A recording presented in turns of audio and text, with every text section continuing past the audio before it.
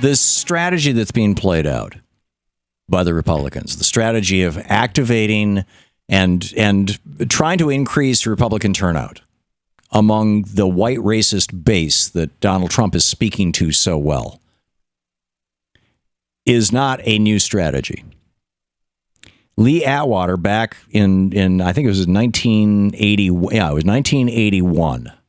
Now, the Southern strategy was started in the late 60s, early 70s by Richard Nixon.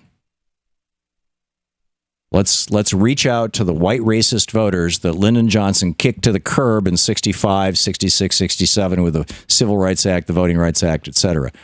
So let's reach out to those people, the Southern strategy. And Atwater updated it for the Reagan Revolution. And this is Lee Atwater talking to a group of Republican activists and talking about how he was going to use race without using words that sound racist. And he points out that, back in the 40s and 50s, you could use the N-word. And then in the 60s and 70s, you could say forced busing, and it meant the same thing. People knew you were talking about race. White bigots in the South, in particular, knew you were talking about race, although they're not limited to the South.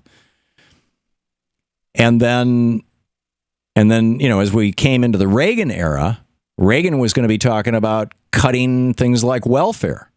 Find that welfare queen and cut her off. And he said, we know cutting government programs that help people is going to hurt black people more than white people because they're more dependent on government programs because of 400 years of slavery and institutional racism.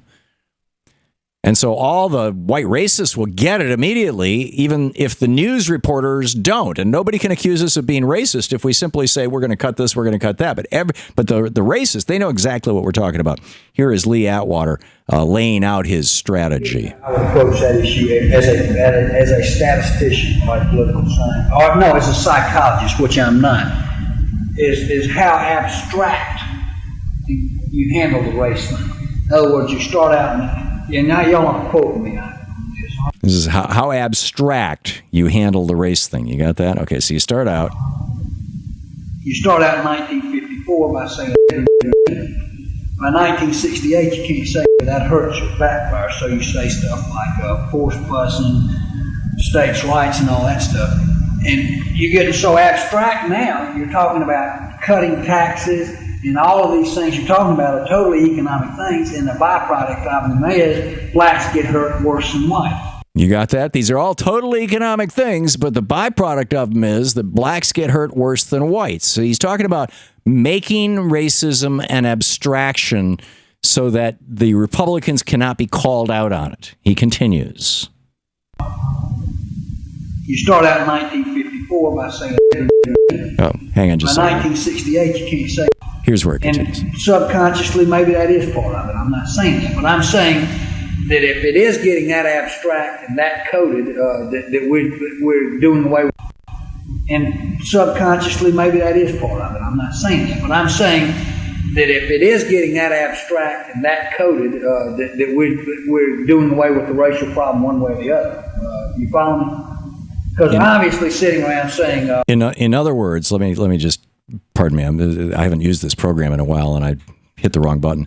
But, basically what he's saying is we want to do away with the racial problem. In other words, Republicans want to be able to be racists without talking like George Wallace, right?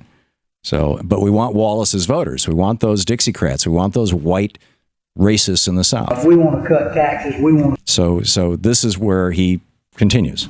Because obviously sitting around saying we want to cut taxes, we want to cut this, and we want is much more abstract than even the busing thing,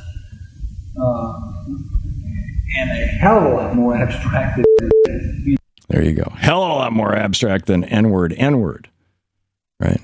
This, and he's just like saying, okay, this is it, and of course, what he was trying to avoid was this. I draw the line in the dust and toss the gauntlet before the feet of tyranny, and I say segregation now, segregation tomorrow, and segregation forever. George Wallace. And it was just a few years earlier, right? So this is what we are seeing here now. And I just, I'm horrified by it. I don't know how to say it beyond that. To watch more clips from our programs, hit the Watch More Videos button over here. And please be sure to hit the handy-dandy subscribe button so you'll always be up to date. Tag, you're it.